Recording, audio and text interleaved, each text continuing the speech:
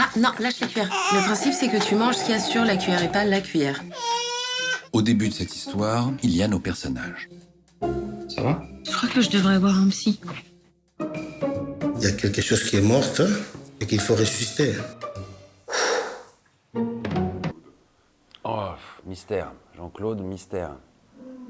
Jean-Claude JC, alors c'est soit Jésus-Christ, soit c'est le diable, soit c'est juste un prophète, soit un ange, soit un petit démon, soit juste un franchouillard pathétique et ridicule, ou alors au contraire un dandy élégant et mélomane. Enfin, c'est vraiment un personnage insaisissable. Comme beaucoup de choses dans le film de Santiago Mitre, Petite Fleur, on ne sait pas où on est, on ne sait pas à qui on a affaire. Et même moi, en tant que maillon du truc, tu vois, même de l'intérieur, je reste toujours un peu dubitatif face à ce personnage. Et je ne sais pas si on l'aime ou si on ne l'aime pas.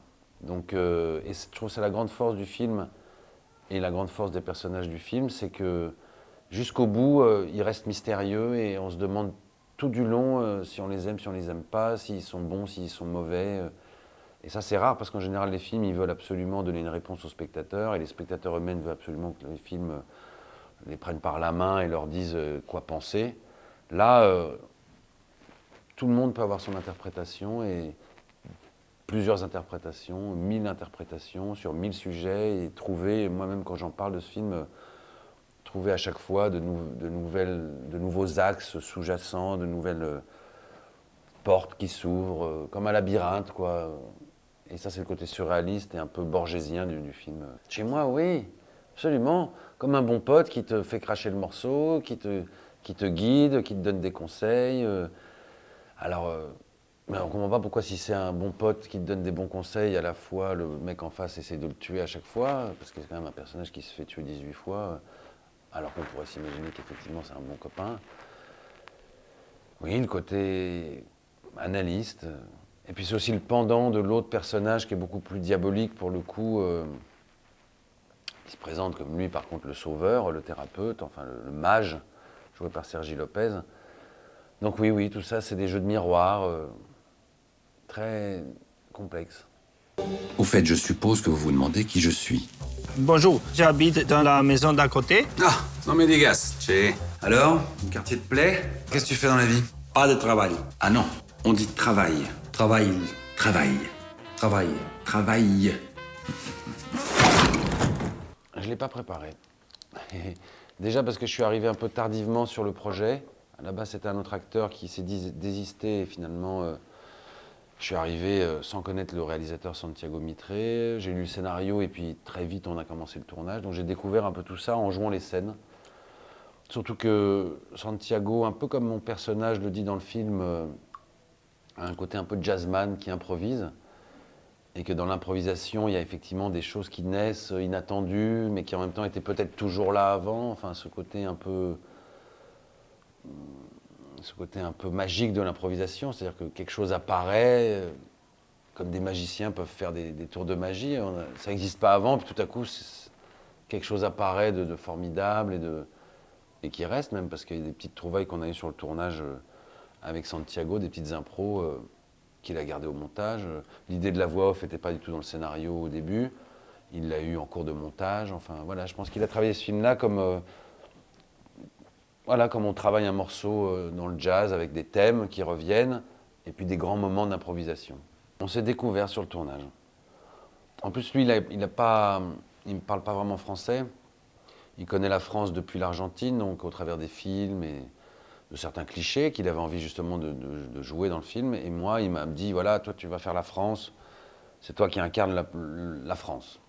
Et aux yeux du personnage que joue Daniel Handler, là, le héros du film, il fallait que je sois cette France un peu à la fois attirante et répugnante, détestable, caricaturale, agaçante, le type qui croit tout savoir, qui se mêle de tout, qui s'énerve pour un rien, qui passe des heures à déguster son pinard. Enfin, il y avait un côté comme ça, franchouillard même, que j'ai aimé faire. Et là, c'est Santiago qui m'a fait confiance, en me disant, voilà, toi tu connais ça par cœur, t'es français, donc lâche-toi dans ce côté-là.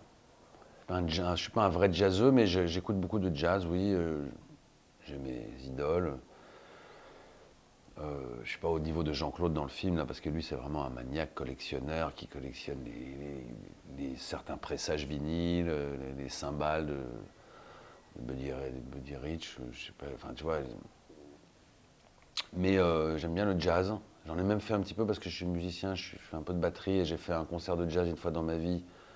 Et je me suis senti tellement nul parce que les musiciens étaient tellement balèzes que je n'ai pas recommencé. C'est un monde à part, le monde du jazz. Les musiciens de jazz sont des mecs déjà hyper balèzes, comparé au rock, pop que j'ai l'habitude de faire, hein, même si j'ai rencontré des grands musiciens là-dedans. Le jazz, tu passes quand même à un autre niveau. Puis après le classique, t'as encore un autre stade. Mais les jazzeux, ce sont des mecs qui sont quand même très sérieux, tu vois. Et un peu sectaires, un peu pas forcément très rigolos, tu vois. Ah, Lucino, tu reviens de me voir un de ces jours, hein, José? À partir de ce jour, Je vais te faire goûter un vin d'ici. Et j'ai envie de le partager avec toi, mon copain. chaque jeudi, Moi, je vois que t'aimes la vie. chaque semaine, La perfection, c'est le jazz. Au début, je trouvais ça marrant, et puis au bout d'un moment, ça peut être un peu pénible quand même, parce qu'il y a un côté très technique sur le tournage pour ces scènes-là. Il ne faut pas trop bouger, parce que vous avez un moulage de votre cou en latex, avec un tuyau plein de sang, donc faut jouer, mais en même temps, si tu bouges trop, ça gicle de partout, ça va pas, faut que ça gicle au bon endroit, donc les positions sont très précises. On m'a aussi fait le moulage de mon visage, parce qu'à un moment, il me casse la tête, et puis il me coupe la tête, enfin, donc ça, c'était très pénible aussi, parce qu'on te recouvre de plâtre, et puis après, on te verse du latex, donc tu es complètement prisonnier de cette... comme dans un sarcophage, tu vois, il y a un côté très claustro, avec juste 2 trous pour respirer par le nez, puis ça dure assez longtemps, enfin bref, un côté technique pour les effets spéciaux,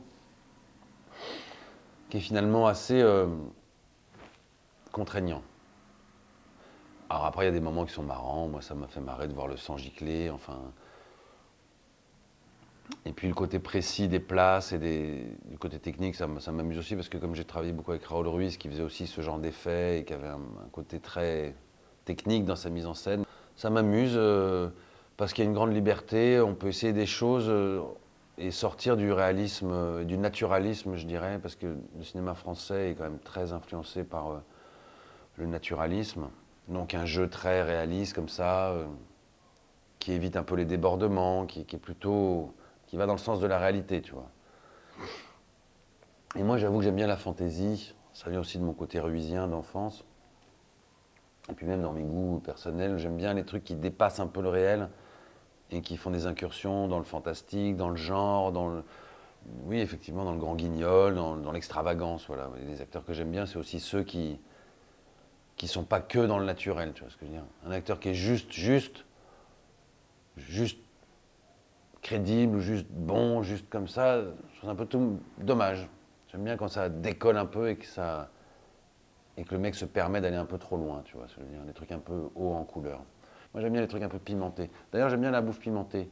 Moi ma cuisine préférée c'est la cuisine chinoise, enfin la cuisine de certaines régions de la Chine, comme le Yunnan, Sichuan et tout ça, où c'est très très pimenté. Dans les restaurants ils te demandent pimenté force 1, force 2 ou force 3. Bah, j'aime bien force 3 quand même. Bon, après, t'en subis les conséquences, mais j'aime bien quand les choses ont du goût, quoi.